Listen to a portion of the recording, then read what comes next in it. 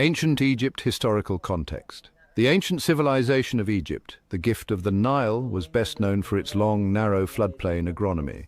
The development of cultures was shaped by the lack of rainfall and the habitable landmark. The wands and alluvial fans of the fertile Nile Valley in the middle of the great deserts of northeastern Africa. Egypt's main natural floodplain was navigated by the Nile River and the mouth.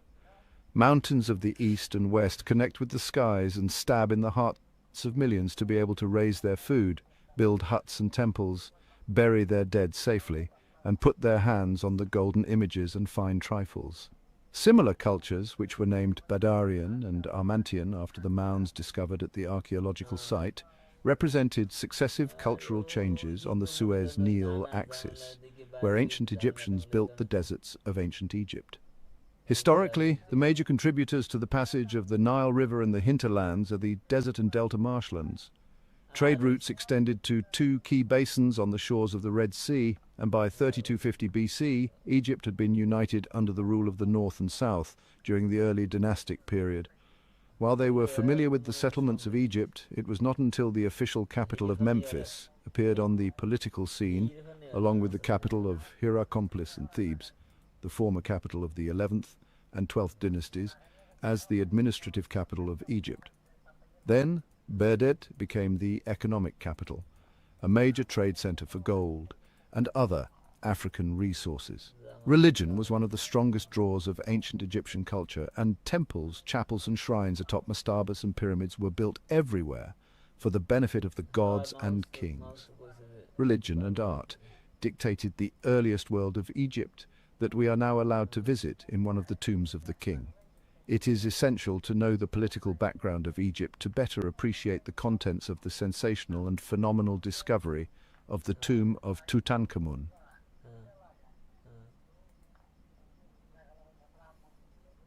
In a thrilling narrative almost as dramatic as a Shakespearean epic, the story of the search and unveiling of the ancient secrets of Tutankhamun has held the world captive to the intrigue of a far-off past. However, the present-day discovery is the result of decades of searching, digging, frustration and excitement combined with a sense of urgency and anticipation. The sands of Egypt have a way of swallowing up ancient civilizations as though they never existed, leaving a rugged desert wilderness. This makes the exploration of pyramids and ancient graves a difficult prospect. In the era of the so-called tomb robbers, it was even more of a challenge for archaeologists to uncover and preserve priceless ancient treasures long buried in tombs. Archaeologists used several techniques, including the relatively new method of X-ray, which had just been introduced in the early 20th century in medical diagnostic tests.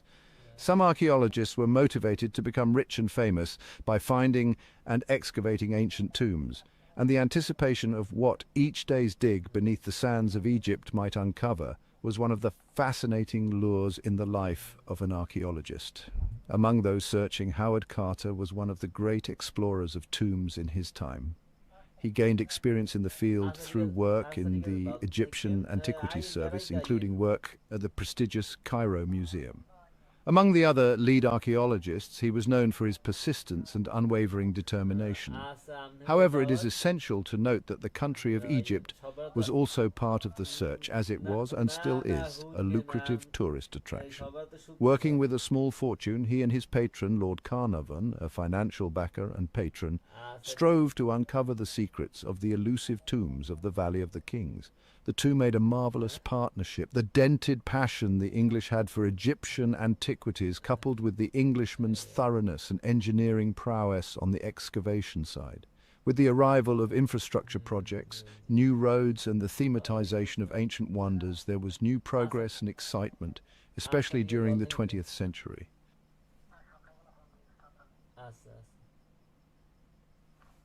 The whole world knows the names of the two men responsible for the discovery of the tomb of Tutankhamun. Howard Carter was the renowned archaeologist who had devoted his life to the search for significant artifacts of ancient Egypt. Even though he was experienced and very knowledgeable when it came to ancient history, he had never seen anything like what he found in the Valley of the Kings. Lord Carnarvon was the patrician financier who was able to fund Carter's excavation out of his own pocket after the new government reneged on their contract. He was passionate about archaeology and was prepared to spend his substantial fortune, in addition to lending his invaluable social connections, all for the glory of the discovery. Prior to their fateful excavation by Lord Carnarvon's estate, Howard Carter had spent many arduous, often disappointing years striving to unearth a truly extraordinary find. Along with Lord Carnarvon, he was first known for a major discovery in 1922. Carter had found a step carved into the bedrock, and it was a mere 16 feet from its base that he made the most significant discovery of Tutankhamun's tomb. There were 7 weeks left of the season in which Carter could still claim findings, meaning that speed was instrumental in minimizing the array of potential pitfalls. The following day, the first 3 of 12 steps were carved out to reveal the doorway that Carter had only dreamed of.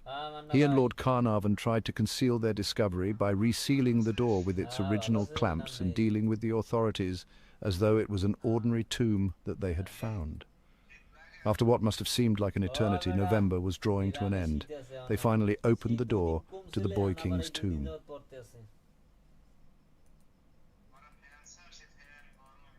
The opening of the tomb. So having now succeeded in finding what I sought, I anxiously made my way up the rubble-choked passage, my candle having burnt out. When I reached my companion's side, we quickly made a torch of paper, relighted a candle and hurried to the antechamber.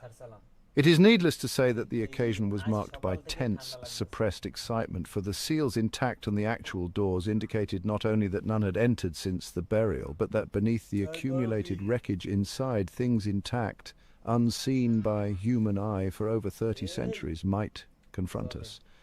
Our greatest wonder was why the tomb had been left incomplete. The fine, clean, white limestone floor was swept clear of footprints, and the workers' tools lay undisturbed as the last man had placed them. The ascent to the second seal showed no signs of pressure, and the stairs down from the actual tomb's entrance were perfectly undisturbed. It was with the thrill of unparalleled experiences of our lives that we forced an entrance to our mind's desire. When he finally managed to breach the door, separating the antechamber from the burial chamber of the tomb, he was accompanied by several people, one of whom was his financial backer. As the final break was made, we finally made our way into the actual tomb itself. There were several rooms, but they shared one similarity. They were all cleared of valuables, and we found only packed earth. Our spirits were plunged further into despair, but it was my companion who would find what we actually sought. I was working near the wall in the one room, the antechamber, that possessed a second sealed door when we found the treasures.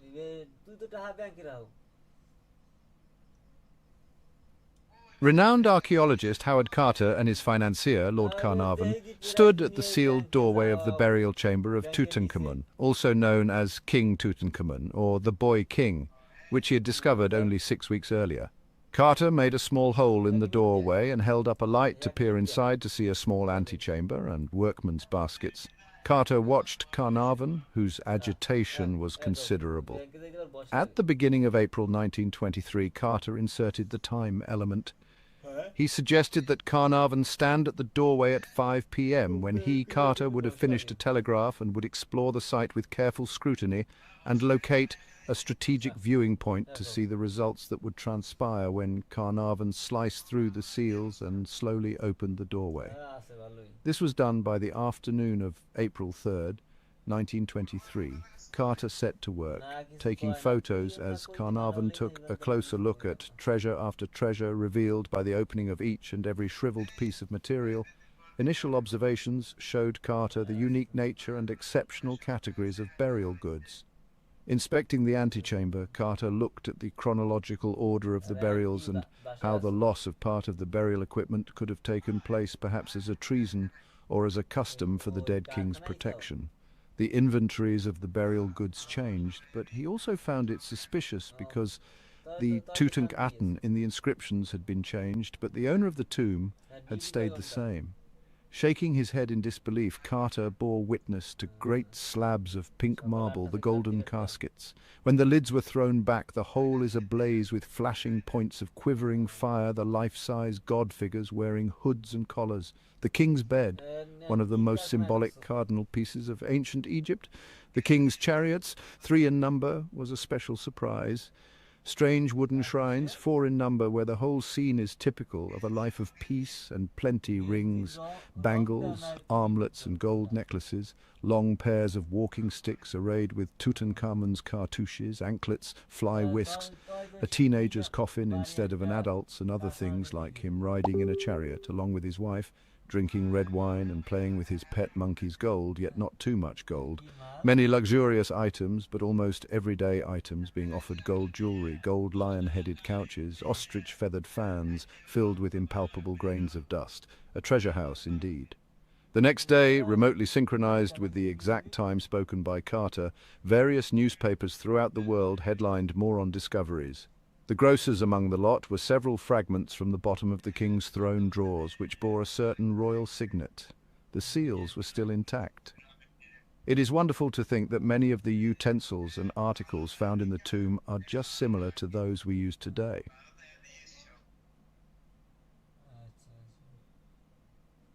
The Curse of the Pharaohs. Following the subsequent worldwide news coverage, several stories reported that those who invaded King Tut's tomb were suffering from a curse, and that one of them had died a lingering death. Many of those who had heard earlier reports that the future Lord Carnarvon died from a mosquito bite were unaware of the ominous rumors regarding a curse. If people have only heard of one aspect of the legend, it was that those who had invaded King Tut's tomb were cursed. Even for those who did not believe in curses, the idea was fascinating. In the 1980s, new research became possible, and the reality of what had been carried out before, during, and after the excavation of Tutankhamun's tomb began to be re-evaluated. Much has been written since then about the curse of the pharaohs. Some believe in its reality, others say it is a myth. Regardless, one of the most fascinating aspects of the story is that it formed an iconic part of the legend of King Tutankhamun. This has been celebrated in books and museum exhibitions and has taken on a life of its own in popular culture. In 1881, ancient Egyptians killed hundreds of people, including a supervisor, to discourage tomb thieves from discovering the treasure within. Such a story was later reprinted in an American newspaper as one of several recent discoveries of the occult. This story may have been the first of many to come and was the beginning of what is known in the news business as the curse of those who explored the tomb of King Tutankhamun. Despite the assurances of some journalists that the pharaohs were not human and that the curse was a matter of imagination to seriously minded people, businessmen on the verge of deal-making continued to talk about the pharaohs.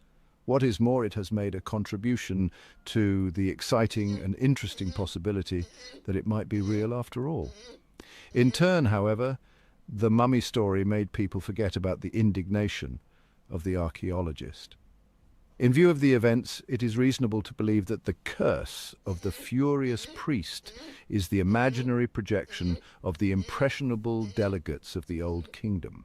At first, the only skepticism expressed was that of superstitions who believed in the continuation of life after death. However, over the years, ever more dramatic and improbable claims were made about Tutankhamun's curse, all of them enough to elicit concern from the general public. With the passage of time, and especially since a biography of Lord Carnarvon, the curse has become a strange blend of ancient Egyptian beliefs and 20th century media sensationalism. In the late 1920s, the curse became synonymous with Tutankhamun, particularly once it extended to other members of the archaeologist team, such as Lord Carnarvon. Archaeology is closely associated with Egyptology. Like the story of the furious priest, the curse continues to intrigue the public almost 80 years since Lord Carnarvon died. The legend burned itself into the image of King Tutankhamun with such completeness that it is still referred to quite often today, often causing people to interchange the furious priest story and the so-called curse.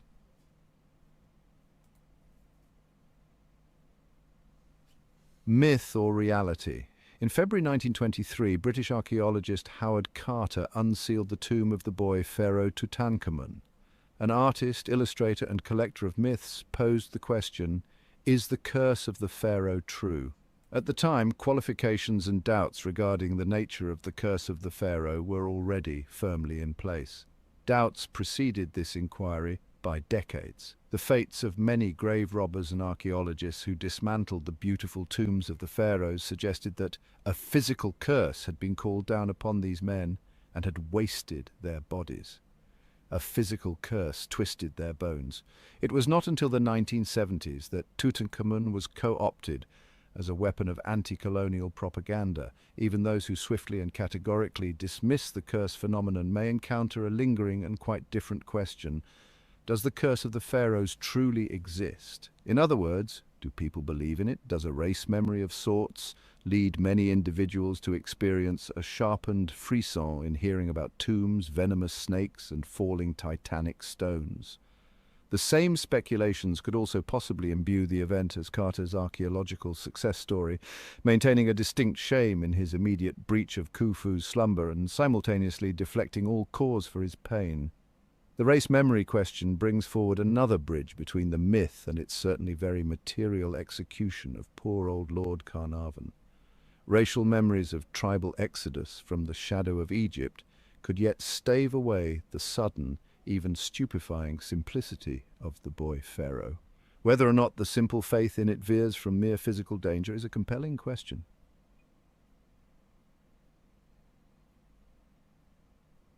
Nearly a century of advances in the tools of modern scientific investigation have been brought to bear on the artifacts found in Tutankhamun's tomb.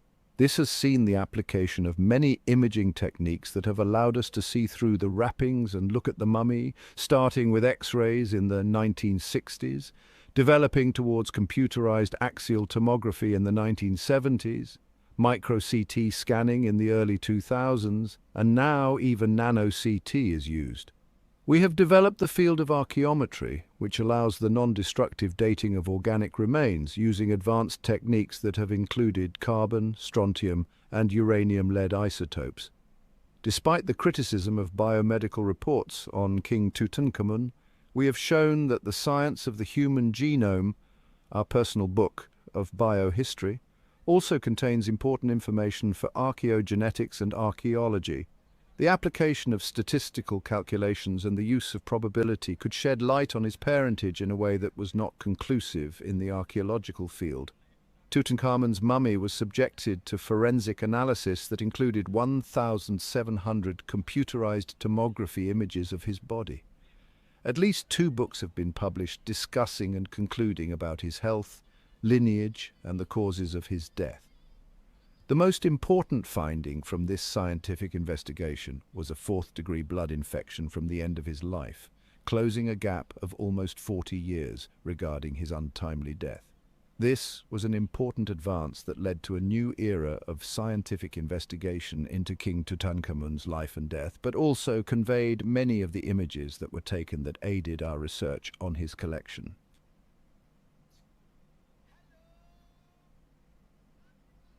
A more recent development in the study of Tutankhamun's remains has been genetic analysis and forensic study of the pharaoh and related artifacts. DNA from ancient remains is generally found in tissues such as bone, teeth, muscle, and skin. Mummification, a chemical preservation process, is usually helpful in DNA recovery, and very sensitive DNA quantitative techniques have been used, along with the polymerase chain reaction. In general, the extraction of DNA from ancient remains includes manipulation steps to release the genetic material from cells, binding the DNA to a solid matrix, washing away irrelevant impurities, and releasing the DNA from the matrix, concentrating the solution by removing some of its water, and measuring the amount of DNA. Subsequently, samples were analyzed for gender, X and Y chromosome markers, and comparison DNA studies were made with the royal fiancé discovered in tomb KV55. A total of 16 DNA tests were performed at different stages of discovery, further substantiating the genetic identity of the KV55 mummy as Tutankhamun's father Akhenaten. Following growing anticipation from the public and the involvement of the media, the DNA study of the mummified remains of the young pharaoh finally commenced in a secretive manner, without direct influence from the media. The discovery of the genetic background of King Tutankhamun as provided by mitochondrial DNA analysis and the three-generation STR profile, sought to reveal more about his life, including his possible illnesses and cause of death. This offers us intimate details about the lifestyles of the ancient pharaohs and their privileges. It is important to conduct a DNA study due to the new information on the pharaohs' ancestral origins. Cellular DNA examination may make predictions about the archaeological, artistic, and forensic implications of the study for the museum community and scientific journals. Several innovative techniques, such as laser scanning microscopy, computed tomography, and X-ray absorptiometry, have all been employed in attempting to recover the physical attributes of the embalmed individuals. DNA research depicts two contemporary laboratories in Egypt. Since 1974, the only laboratory in Egypt conducting DNA studies is the Serology and Immunogenetics Unit, Ministry of Justice, Cairo.